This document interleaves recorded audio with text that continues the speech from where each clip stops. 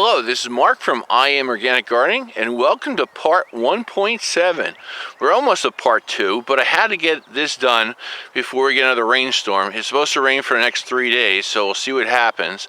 But I want to show you how to plant seeds into this winter rye. So this winter rye is about 14 inches tall, and the blue line that you see in that winter rye is just as a marker I laid down. You can use a 2x4, which works excellent. It just keeps a straight path when you cut the winter rye down with the cordless hedge trimmer.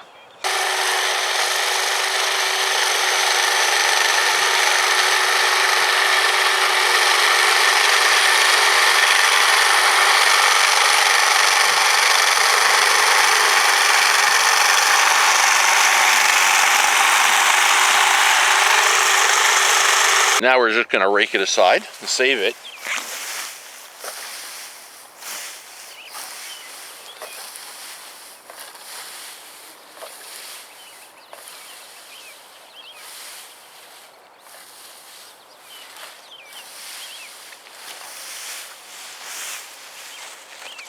And after cutting and raking it aside, you can see that we still have about a 1.5 to 2 inch stubble here. So we're going to hit that down now with a weed whacker. We want to get close to the ground. We don't want to hit the ground too much, but it's okay. We're not tilling the ground.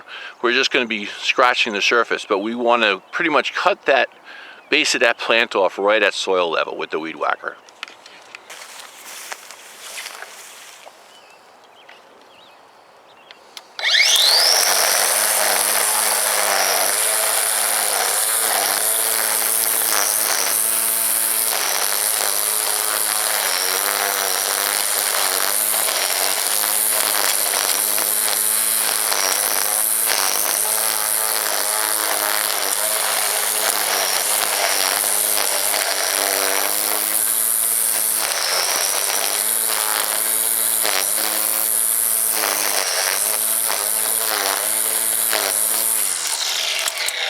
Now you can see the weed whacker does an excellent job getting right down to that soil level, because you can tilt it on an angle and have that thread or twine or plastic rope, whatever which one you have on your weed whacker, to actually go on that edge and really trim it down to the base of that plant so it won't regrow again. But then you should definitely re-rake it at this point to remove that excess debris so you can see how well you did.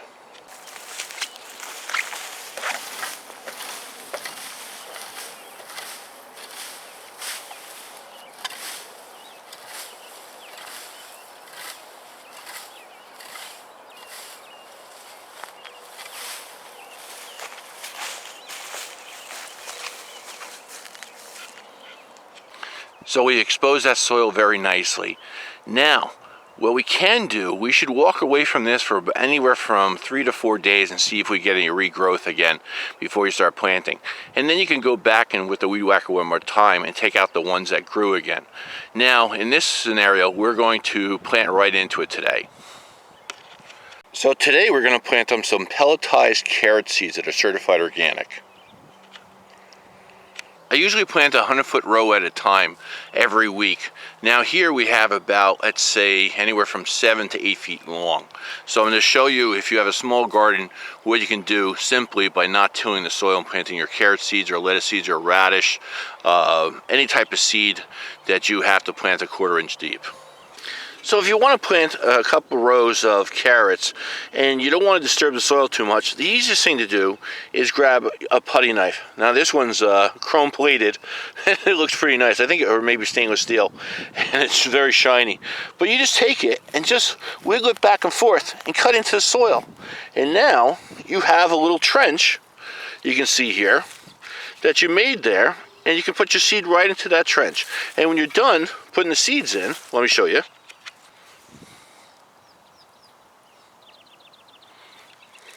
Like so, you just take your putty knife and just push it back down together again. And that's it. How simple can it be? That simple. You don't have to rototill. You don't have to working in the rain like I'm doing right now on this very cloudy day, and the lightning just hit about like a mile away because it just shook the whole barn. But it's that simple. Now, if you want to plant a 100-foot row, this took me a while to figure out, but it's been doing very successful with me so far. And I actually just bought a new tool because I used to use an old saw blade, but let me show you. Now I want to use my seeder here. So how do I dig a little trench in there without disturbing the soil too much so I can get in with the seeder? Because that plate in the middle there is not going to cut it open because of all those roots. So here's my solution. It took me a while to figure this out. So this is what I ordered on Amazon the other day. They still make this thing. This is a lawn edger.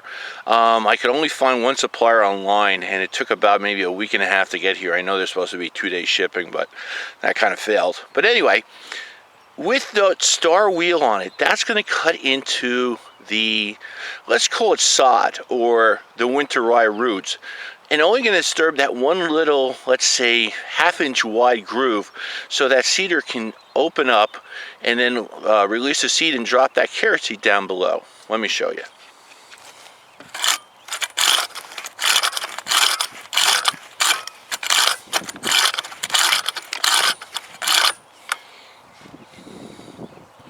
Now I'm doing just a small little spot, so I have to go back and forth. But if you go down the row and come back up at least 2 or 3 times, you have cut a nice little groove in there, and now you can use your seeder. Hopefully you can see it better, but now we have our little trench that's about 8 feet long. Now I'm just going to take the seeder and follow that same path with that center part of my seeder and drop the carrot seeds down.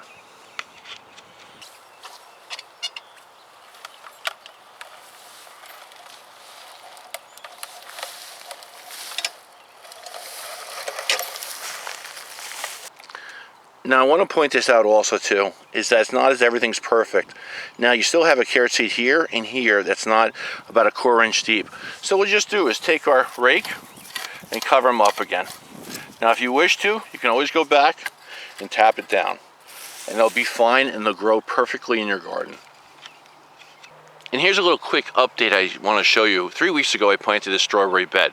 I took some certified organic plugs, which is this one and that one there, and then planted the clover, which you can see the green haze throughout the whole bed. That's New Zealand white clover. The large green plants up on top, that's one of my pride and joys that I do a lot on the farm. I don't explain how much I grow. I don't want my competitors to know, but those are French shallots. They're delicious. They're widely used by restaurants around my area, and they do a very good supplying a living for me to grow them. I want to thank you very much for watching part 1.7. In part 2, like I promised, I want to show you how I put down the drip lines, and I'll show you how I do that between the carrots. Also, what this is about 4.5 feet wide of paper I laid down, and what's on top of it is a cattle panel trellis that holds it in place, and that's very easy to do. Now we'll plant my romaine lettuce in here. I can get about, this is about 180 feet long, so so we can get easily 300 plants in here or more. I want to thank you very much for watching this video today and taking time out of your day to do so. And I'll get to this very shortly. As soon as the weather clears, I'll be right back out here and show you this all over again. Thank you. And if you haven't done so, please subscribe. And also next to the subscription button, there's a little bell symbol. Just click on that and they'll open up another menu, and then you'll be alerted to, and just hit save on there. And then you'll see my videos pop up in your menu every morning. Thank you.